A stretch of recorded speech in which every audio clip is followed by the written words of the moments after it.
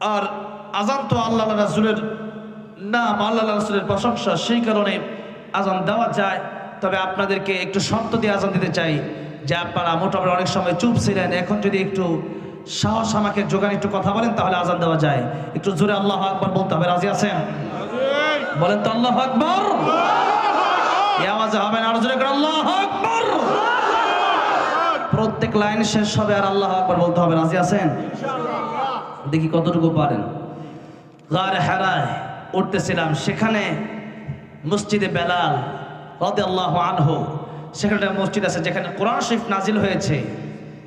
সেখানে আমি যখন গেলাম, সেখানে সেই মসজিদের শায়েখ আমাকে বলেন, আজকে আপনি এখানে আজান দেন। যখন আলহামদুলিল্লাহ, সে আজান যদি আমার জেলা গাজীপুরে আমি না দিয়ে যাই তাহলে একটু কষ্ট পেতে পারেন, ঠিক না? তাই যতটুকু পারি আমি দিচ্ছি। কারি উবাইদুর রহমতুল্লাহ আজানটা রেডিওতে দিতেন। আল্লাহ ওনার কবরকে জান্নাতের উচ্চ মাকাম বানায় দেন। জুড়ে বলেন আমিন। আল্লাহু আকবার, আল্লাহু আকবার,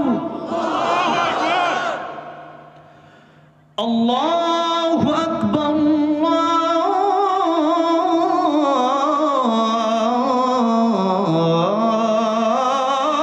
আল্লাহু আকবার। আশহাদু আন লা ইলাহা ইল্লাল্লাহ,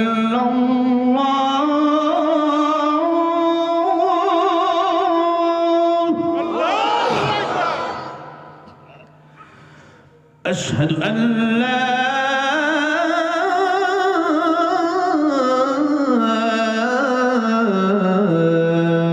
ইলাহা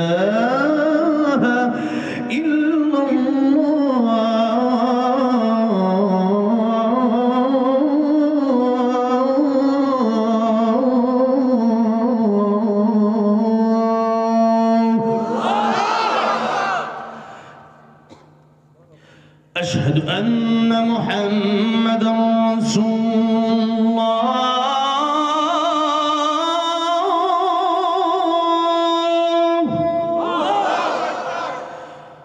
أشهد أن محمدا رسول